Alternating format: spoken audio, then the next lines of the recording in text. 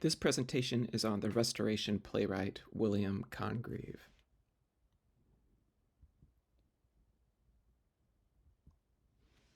The death of King James I in 1625 and the ascension of his son, Charles I, marks the beginning of the Caroline era in England. King Charles I disputed with Parliament over tax policy. We'll talk more about that in a minute. And ongoing religious disputes between the Church of England and various Protestant groups exacerbated tensions, and by 1642, England was embroiled in a civil war. Charles was eventually arrested, tried, and executed, and England was without a monarch for a decade. And this period is known as the English Interregnum, the period between kings. The crowning of his son, Charles I's son, Charles II, in 1660 marks the beginning of a period known as the Restoration, and that's the period of our playwright William Congreve. And this period would continue through to the death of the last Stuart monarch, Queen Anne, in 1714. So I'll give you some dates here that are relevant. 1625, again, that's the death of James I and the accession of his son, Charles. The bureaucracy of the British government had grown substantially during the reigns of Elizabeth and Charles's father, James. The state's coffers were nearly depleted, and Charles inherited a tremendous amount of government debt. Parliament was not cooperative with him and resisted his tax proposals. And these conflicts with Parliament eventually led Charles, who shared his father's absolutist attitude towards governance. These conflicts led Charles to dissolve Parliament in 1629, a very, very controversial move. In addition to that, he also had introduced a number of religious reforms, and these would be spearheaded by his appointment of a man named William Laud as Archbishop of Canterbury in 1633. These reforms consolidated power to the bishops of the English Church and placed greater emphasis on church rituals and observances, which irritated and alienated Protestants. So Charles was not popular with his subjects. Again, he dissolved Parliament in 1629 and then appointed William Laud, Archbishop of Canterbury, in 1633. In 1632, this is an example of this conflict between Charles and the Protestants at the time. A Protestant named William Prynne published a treatise called Histriomastics, and then this treatise he attacked professional theaters and actors. But it was also regarded as an attack on the Caroline court, which supported the theaters. And we'll talk more about that relationship a little later in this presentation. Charles had Prynne arrested for this, and he was thrown in the Tower and prosecuted by Archbishop Laud. He was fined and pilloried and had his ears cut off because of this treatise. But this is this is the beginning of a long history of Puritan attacks on professional theaters, actors, and playwrights in the 17th century. And we'll talk more about that a little later in this presentation. In 1642, the English Civil War begins, and Parliament at this point bans the performance of plays. So the theaters are essentially closed down, or at least there were no longer plays being performed in them. And they would remain closed for almost 2 decades until the Restoration. In 1645, the royalist army of Charles I was defeated by the parliamentarian forces at the Battle of Naseby. And in that year, Archbishop Laud was executed, and he was followed in 1649 by Charles I, who was executed, had his head cut off. And this marked the establishment of the Commonwealth of England. With the establishment of the Commonwealth, Oliver Cromwell, a general in the Parliamentarian Army, travels to Ireland and pacifies that country. There were a lot of royalist sympathizers over there, and a very violent and controversial war in Ireland. Based on Cromwell's success in Ireland, in part, he becomes the basically the governor of all of England. Calls himself the Lord Protector of England, and he would rule until his death in 1658. Um, After he died, his son Richard took the role of Lord Protector, but he was apparently pretty inept in that role, and there was concern that England would descend into anarchy. And in kind of desperation, Parliament invited Charles I's son, Charles II, to return from exile in Europe. He had fought Cromwell in an attempt to overthrow the Lord Protector in 1652, and was defeated, and fled to Europe, where he'd been living all these years. And he was invited to come back in 1660, and he was restored to the throne. Thus, the name of this period, the Restoration Period. And he revives public theater, and we'll talk more about what that meant in 1660 a little later in this presentation.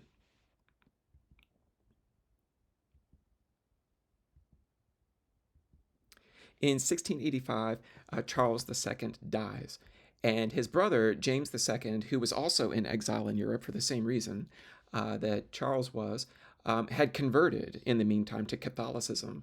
But he comes to England and takes the throne and proclaims religious liberty for Catholics, and he begins attempts to repeal laws that were enforcing conformity to the Church of England, very, very strict laws.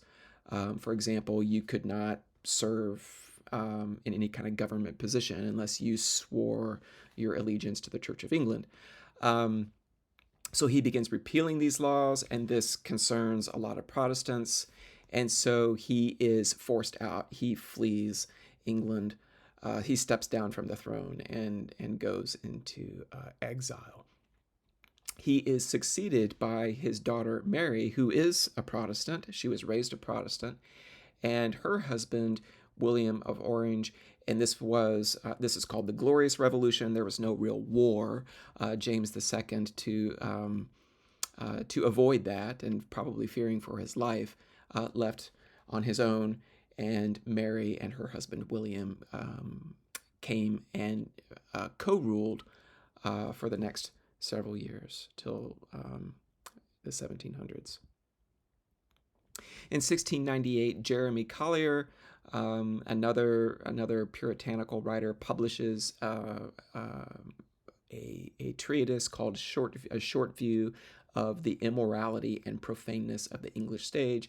Like Histriomastix back in 1632, this is another document attacking the English theater. We'll talk a little bit more about this work in a moment.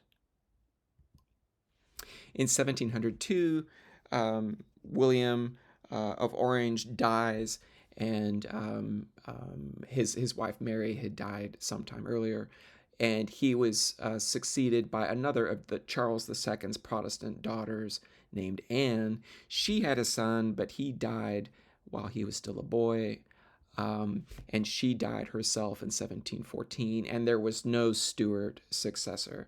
It had been worked out. A succession plan had been put in place a decade or so earlier. So when Queen Anne died with no issue to take her place, she was succeeded by George I, who became the first Hanoverian monarch in England. And the House of Hanover would rule England for the rest of the 18th century.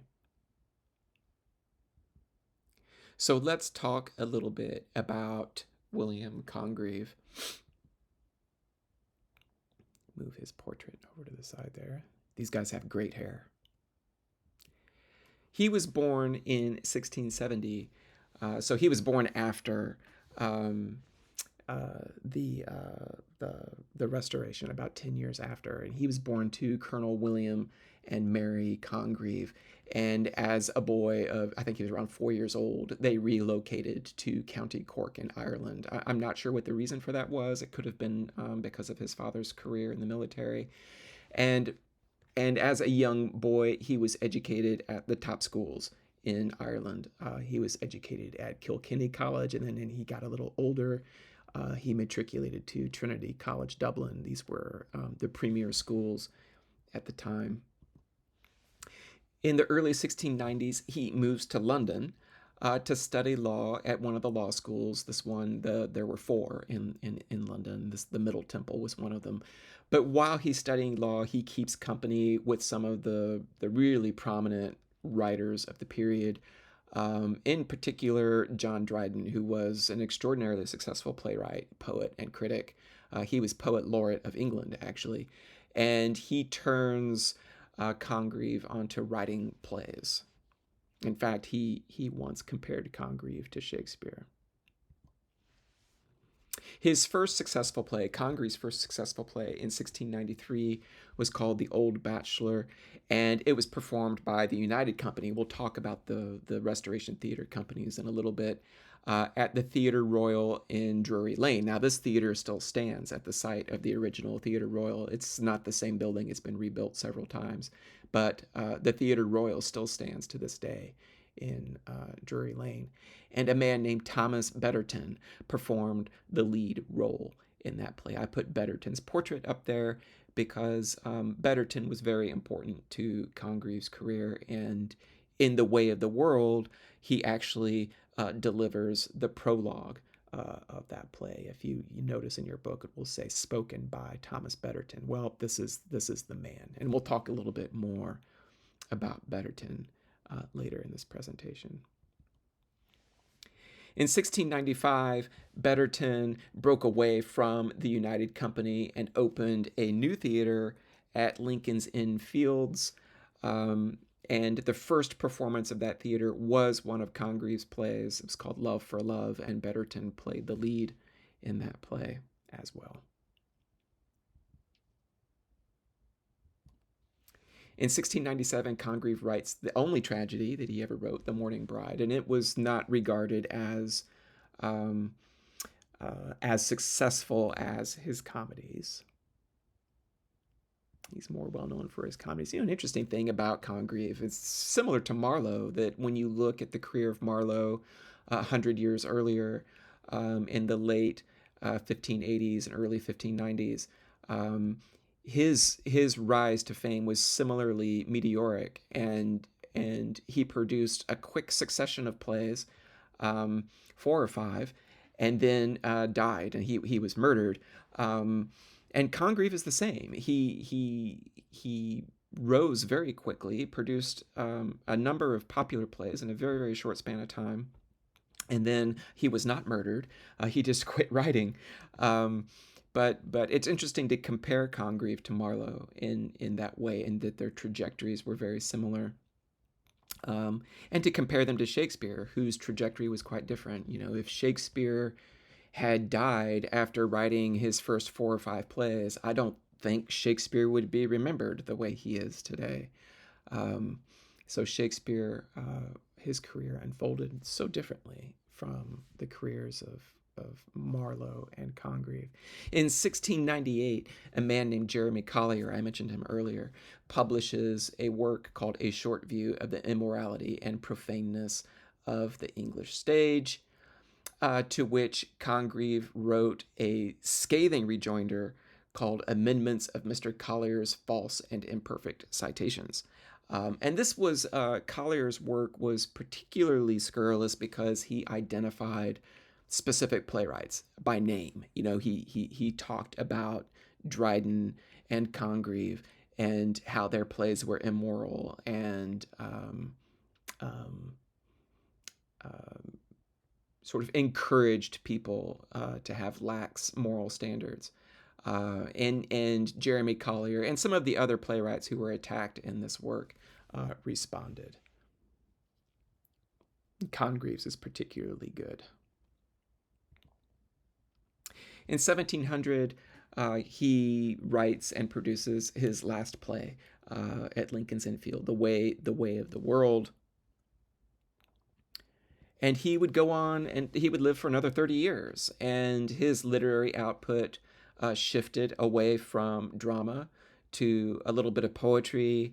He spent some time translating Homer and Virgil and the French playwright Molière. He never wrote any more plays, that at least not that we're aware of.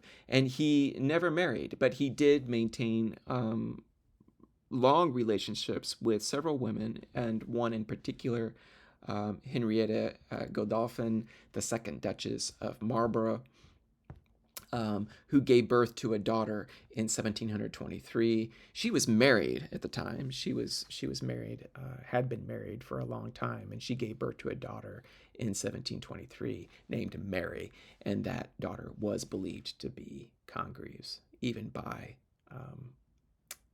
her own family members. In 1729, actually in late 1728, Congreve is involved in a carriage accident, and he's hurt pretty badly and died early in 1729. And it's believed that he never really recovered from the injuries of that accident. And he was interred in Poets' Corner of Westminster's Abbey, and there it is, the monument on your screen. So let's talk a little bit more about Restoration theater. We'll talk first about William Prynne and the Puritan opposition. I mentioned him earlier. He published a work called Histriomastix in 1632. We'll get to that in a minute. So by the time Charles I ascended the throne in 1625, the theater companies, as we learned in earlier, had been operating for many years under the auspices of the monarchy. So just think, for example, of Shakespeare's company, the King's Men, who were sort of the official company of King James I. And so the monarchy provided protection to the theater companies from their enemies. And we talked about their enemies when we talked about Elizabethan theater and Jacobean theater. So it was only natural then that as King Charles's relationship with Parliament and with Protestants deteriorated, that the theater would become a target. And be seen by these different groups, these disaffected groups, as a highly visible example of royal luxuriance and decadence. So when civil war finally broke out in 1642, Parliament outlawed the performance of plays in London. And many of the early 17th century playwrights, in particular, one named William Davenant, incredibly important figure, sided with the royalists against the revolutionary parliamentarians, just as a matter of their professional survival, because the parliamentarians were opposed to the theaters. And plays would not be publicly staged again in England, or in London certainly, until the Restoration in 1660. So there he is. There's William Prynne looking very severe and dour, and there's the ridiculous-looking title page of his treatise Histriomastix, and I'm just going to blow up part of it and read it for you, because basically you can read the title page of the treatise, and it will tell you what it's about. So that says that popular stage plays the very pomps of the devil, which we renounce in baptism if we believe the fathers, are sinful, heathenish, lewd, ungodly spectacles, and most pernicious corruptions condemned in all ages as intolerable mischiefs to churches, to republics, to the manners, minds, and souls of men, and that the profession of play poets, of stage players, together with the penning, acting, and frequenting of stage plays, are unlawful, infamous, and misbeseeming Christians. And that was pretty much the attitude as well of Jeremy Collier when he wrote his short view and published it in 1698. So let's talk about the new companies that formed with the Restoration when Charles II was crowned in 1660. With his approval, William Davenant, whom I mentioned earlier, who was on close terms, working terms with Charles I, and another man named Thomas Killigrew were granted new licenses to operate 2 theater companies in London. Davenant managed a company called the Duke's Company that was named after Charles's brother, the Duke of York, while Killigrew managed another company called the King's Company. But the Duke's Company is the important one here. So let's talk about the theaters that they built together starting in 1660. So to evade government censors during the interregnum, William Davenant had actually been staging plays secretly at his house called Rutland House since the mid-1650s. But with the Restoration, they could have public theaters again. And in 1661, he opened a public theater for the Duke's Company called Lincoln's Inn Fields. And that's where a lot of Congreve's plays would eventually be performed. Of course, Congreve himself was an infant at this time. After Davenant died in 1668, Congreve would have been 7 or 8 years old at this time.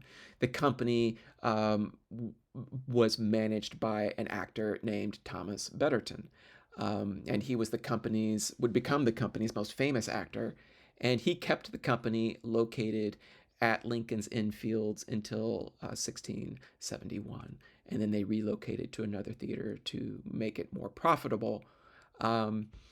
In 1682, after 10 years, financial difficulties with these 2 theater companies sort of compelled them to merge together. So the Duke's Company and the King's Company joined into one company called the United Company, which performed at the Theatre Royal in Drury Lane. That relationship lasted for about 6 years, but disputes within the company eventually forced Thomas Betterton to get out, and he took some of the actors with him, and they started a new company and refurbished the Lincoln's Inn Fields Playhouse, which opened in 1695 with a performance of Congreve's Love for Love. So that's where Congreve sort of fits in here, his relationship with Thomas Betterton and the Lincoln's Inn Fields Theater. There's Thomas Betterton again. So let's talk a little bit about Restoration comedy and what makes it different from the earlier plays of the Renaissance, like those of Marlowe or Shakespeare. One is their social realism. So unlike many plays, including Othello, which were set in distant times and places, remember Othello is set in Venice. Restoration plays often take place in modern-day London and thus represent a world that would have been familiar to the people watching the plays, to their audiences. They would have seen their own social relationships, their own values, their own customs, their own fashions of dress, their own culture portrayed on stage. And in the Way of the World, for example, Congreve mentions well-known poets like John Suckling, and Lady Wishfort and her library has the works of William Prynne and James Collier, and those books are mentioned, and that's, of course, we're supposed to see the fact that Lady Wishfort has these books, History of Mastics and Collier's Short View of the English Stage, that she has these books is a slight on her character. But the important thing here is that in these plays, the world of the play is the world of the spectator watching it. Oops. Another feature of the play is the dialogue is in prose. So, unlike Renaissance plays like those of Marlowe and Shakespeare, where much of the dialogue is in blank verse, there is some prose in their plays, but usually the prose is reserved for sort of lower class characters. Um, but in the Restoration, the plays are written in prose. So the dialogue has the flow and cadence of more natural speech patterns. I'm going to take a drink here. Sorry, it's hot tea. You might hear me slurping. So, Restoration comedies are satirical. So the way of the world is a satire, and by satire I mean that the playwright uses the stage as a way to expose the flaws of his culture and society by exaggerating those flaws and transforming them into comedy. So, for example, in The Way of the World, Lady Wishfort's vanity at the start of Act 3, as she fusses over her appearance and verbally abuses her servant Peg, is a really good example of satire, exaggerating the culture, that Congreve society's emphasis on appearance and beauty. A good example of satire. Aphoristic repartee is another feature of Restoration comedy. So the dialogue of these plays and much of the humor is created by sharp, very witty exchanges between the characters in a kind of competition over who is the most clever. Characters often use these occasions to propose general principles or truths about the world. So, for example, at the beginning of Act 2, Mrs. Fainall and Marwood discuss men and whether it is better to hate them or marry them, and they make these kind of grand pronouncements or principles about men or about marriage. And we can take a look at some of this when we discuss the play in class. Another big difference between Restoration comedy and the Renaissance is a cultural one. Unlike in the Renaissance period, when women were not allowed to perform on stage, and the parts of female characters like Desdemona would have been played by adolescent young men, women were allowed to act in the Restoration. And Congreve had specific women in mind for the female parts in his plays. The scenes between female characters are proportional to those between men. Just look at the beginning of Act 3, for example. We get over halfway through Act 3 before any male characters appear on stage. Women were also writing plays during this period. Aphra Behn, who's pictured there on the left, was the most successful female playwright of the period, and one of her plays is in the Norton anthology, Orinoco. But there were other women playwrights too. Mary Picks was one, Susanna St. Lever. These women wrote plays that were staged at Lincoln's Inn Fields Playhouse, right alongside the plays of Dryden and Congreve. So women were also finding success in the theater during the Restoration, and that's an important point to make. Finally, we can talk about elaborate staging. Thomas Betterton and other stage managers did a great deal to advance stagecraft in Restoration theater. They traveled to France. They looked at how plays were being performed elsewhere and brought those technologies and changes back with them.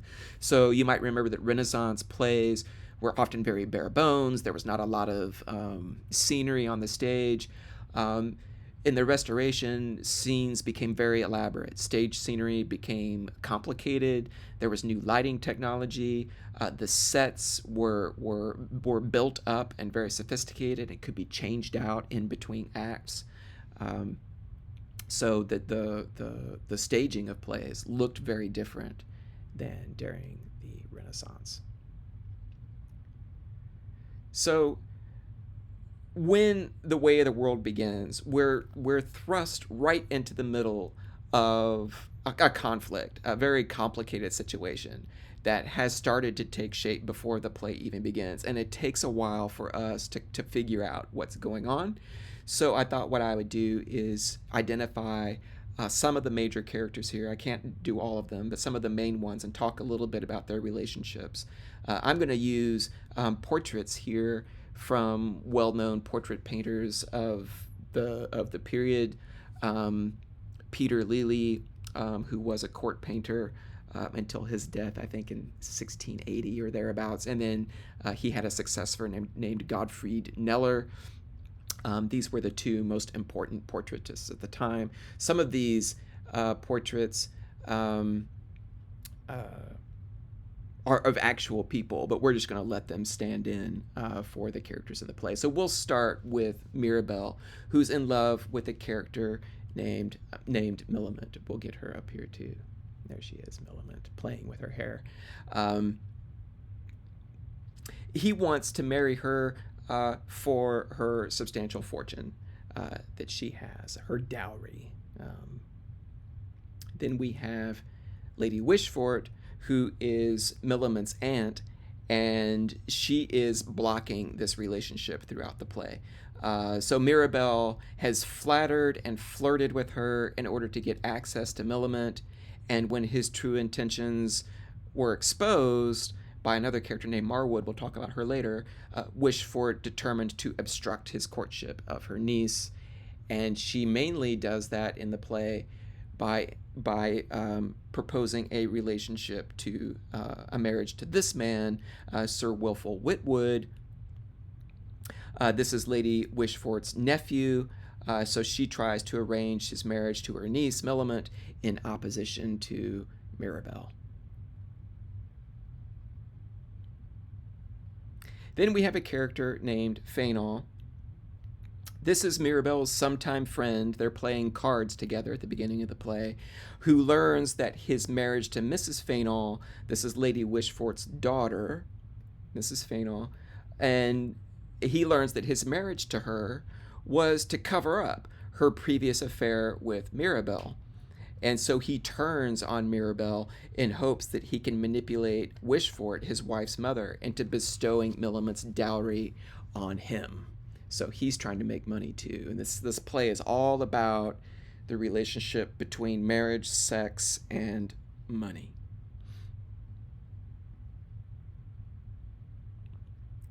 Then we have Mrs. Fainall. Again, this is Wishfort's, Lady Wishfort's daughter, and she actually is working with Mirabelle in his plot to blackmail her mother into consenting to his marriage to Millamant.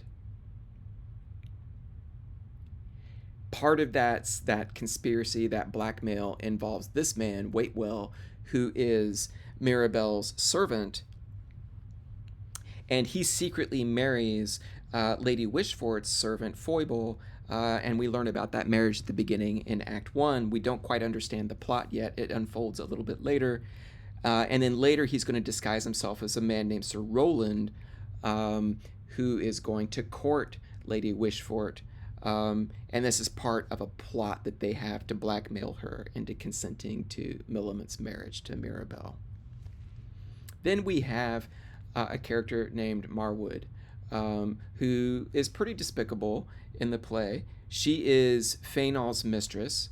So Fainall is married to Lady Wishfort's daughter, but he also has a mistress named Marwood, and she has a secret love for Mirabelle, so she's very jealous of Mirabelle's affection for Millamant, and she does everything she can to interfere in that relationship and put an end to it, mainly by passing information along to Lady Wishfort. So those are the main characters in the play, and we can certainly talk a lot more about these relationships in class. There's a title page of The Way of the World when it was printed in 1700. You'll notice that that it's mentioned as being performed at Lincoln's Inn Fields, the playhouse there, and it was published in 1700. So some questions to think about as you read the play. What do you find remarkable in the characters' attitudes towards marriage and sex? In what ways are those attitudes similar or different from our attitudes today about marriage and sex? What are the targets of Congreve's satire, and what flaws does he expose to ridicule? And what do you think of the female characters? I mentioned that female characters, female actors, female playwrights take a much larger, have a much greater presence in the Restoration. How do the stronger female characters express their strength and independence in the play? And that concludes the presentation on William Congreve and Restoration Theater.